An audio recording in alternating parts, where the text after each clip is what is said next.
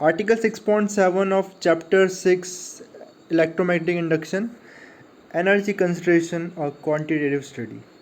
So let's start this topic. In section 6.5 we discuss the qualitatively that Lenz's law is consistent with law of conservation of energy.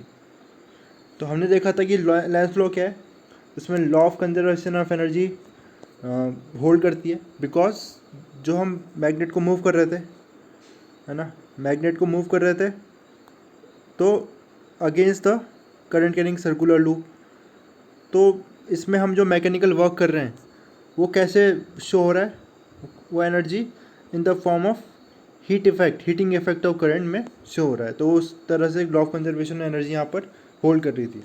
ठीक है, अब इसके बाद हम इसको थोड़ा और फर्दर समझेंगे।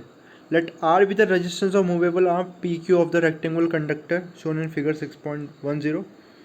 We assume that the remaining arms QR, RS, SP have negligible resistance compared to R.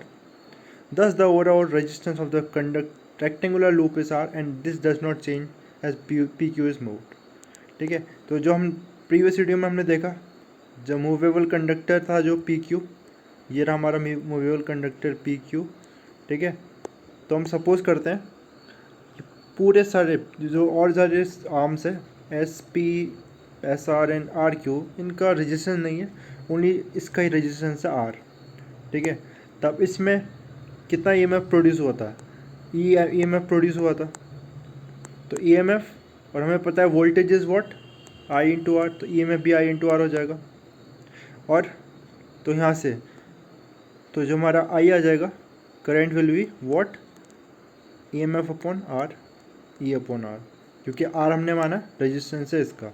ठीक है, तो I क्या आ जाएगा, E अपॉन R आ जाएगा। इसी को हम आगे देखते हैं। अब देखो, जो EMF था, इस मोशनल EMF हमने देखा था कितना आया था, वो BLV फाइंड आउट किया था।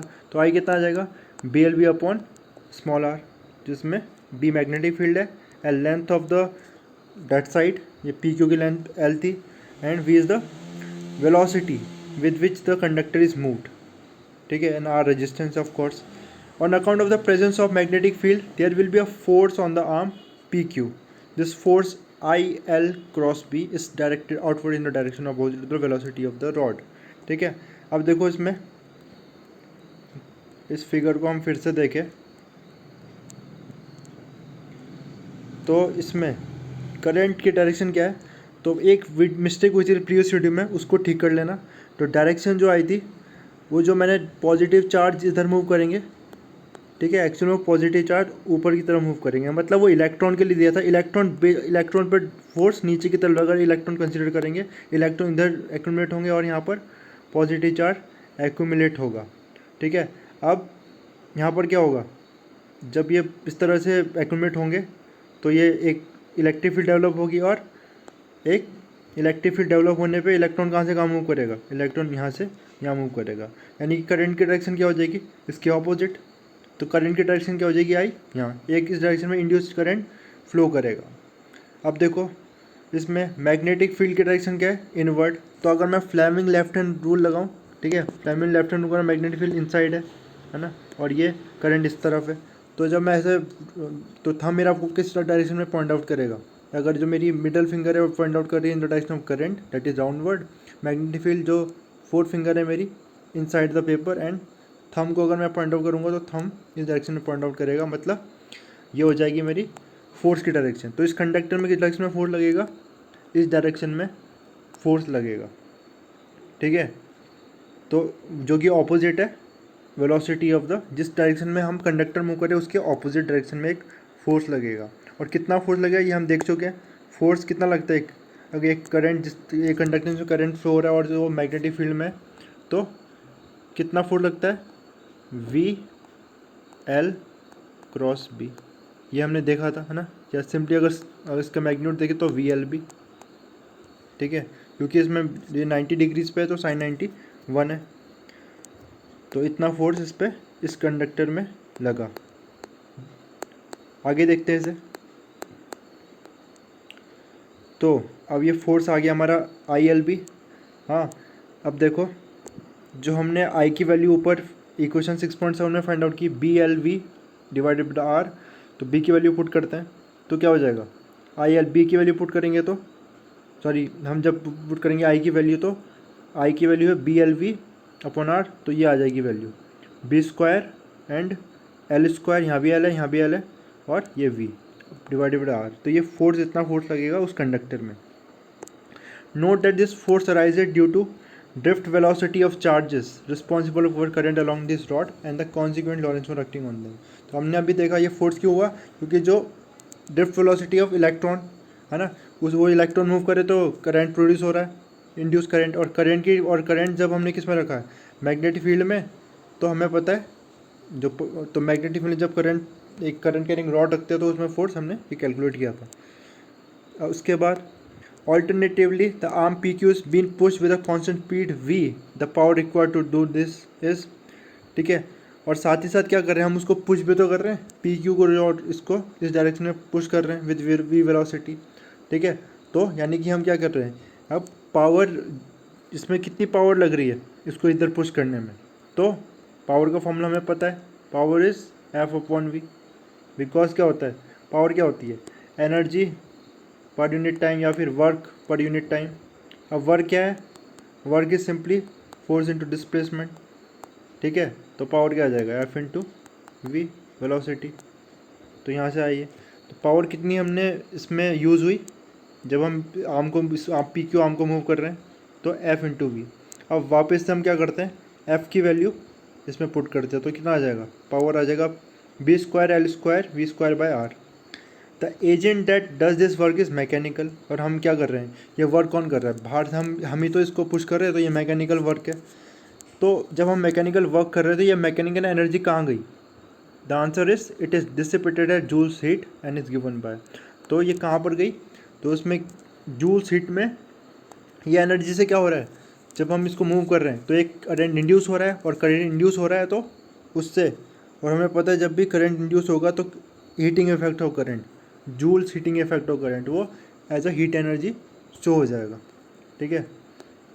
तो यहाँ पर अब देखो जो पावर है, तो पावर क्या हो जाएगी, power is I square R, ठीक है।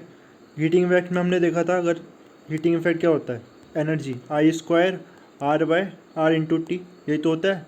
अगर एक करंट किसी कंडक्टर में जिसका रेजिस्टेंस आर है और उसमें फ्लो कर रहा है करंट, टी टाइम में कितना हीट एनर्जी प्रोड्यूस होगा एच, और कितनी पावर इस हीट के कारण जनरेट होगी, ठीक है, कितना पावर डिसिपेट होगा, this power dissipated will be I square upon I square R, है ना, इन पर यूनिट टाइम इतना पावर डिसिपेट होगा।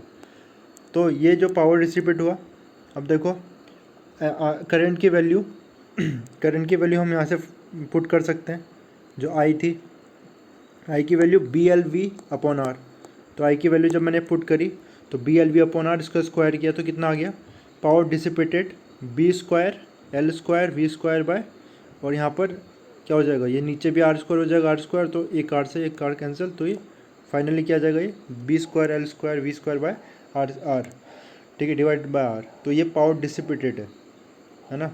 अब देखो ये दोनों एक इक्वेशन है 6.8, और ये जो इक्वेशन है यहाँ पर भी पावर आया, ये पावर क्या था, मैकेनिकल पावर था, मतलब जो हम पावर उसमें यूज़ कर रहे हैं, ठीक है, और ये पावर डिसिपेटेड था, मतलब कितना करंट के द्वारा जब करंट फ्लो हुआ तो उससे जो हीट एनर्जी निकली उससे कितने पावर डिसिपेट हुआ। और देखो ये दोनों ही एक्सप्रेशन इक्वल है, यानी कि जितना पावर हमने यूज़ किया, उस वर्क किया जितना मूव करने में उस कंडक्टर को, है ना, उतना ही पावर डिसिपेट हुआ, और जब वो करंट इंड्यूस होगा ना, जब करंट फ्लो करेगा तो उतना ही पावर उसमें डिसिपेट होगा। This mechanical energy which we needed to move the arm P Q is converted into electric energy and then to thermal energy, यानी कि जो मैकेनिकल एनर्जी हमने मूव करने में यूज़ किया, ठीक है, वो किस में चेंज हुआ, इलेक्ट्रिक एनर्जी में, इंड्यूस ईएमएफ और थर्मल एनर्जी में। There is an interesting relation between the charge flow through the circuit and the charge in the magnetic flux, ठीक है, आप एक रिलेशन है चार्ज जो फ्लो हो रहा है उसमें और मैग्नेटिक फ्लक्स में, उसे भी देख लेते हैं। From Faraday law we have learned that the magnitude of the induce EMF is, तो मैग्नीट्यूड कितना होता है, बस मैग्नीट्यूड की बात करें तो ईएमएफ का Faraday लॉ से, तो rate of change of flux, ठीक है, तो ये आ जाएगा del phi by del T. और हमने अभी देखा था वोल्टेज कितनी आई थी, या फिर ईएमएफ इज आई आर और I is rate of change of current, तो आई की value del Q by del T, where Q is the charge. अब देखो ये दोनों ईएमएफ है, तो अब हम इसे कंपेयर कर सकते हैं, तो क्या आ जाएगा, del Q by del t is equal to into r is equal to del q b by r, del q b by del t, sorry, और ये डेल टी से डेल टी कैंसिल हुआ, यानी कि क्या आ गया, del q is equal to del phi by del r. इसको अगर मैं बोलूँ तो क्या होगा, तो चार्ज में चेंज आ रहा है या जितना चार्ज फ्लो हो रहा है ना, वो क्या इसके इक्वल है, rate of change of flux divided by this, r क्या है इसमें, रेजिस्टेंस है। तो एक रिलेशन है किसमें, चार्ज जितना चार्ज फ्लो हो रहा है सर्किट से और magnetic rate of change of flux में, ये रिलेशन है, ठीक है। नेक्स्ट बात करेंगे नेक्स्ट वीडियो में। Thank you.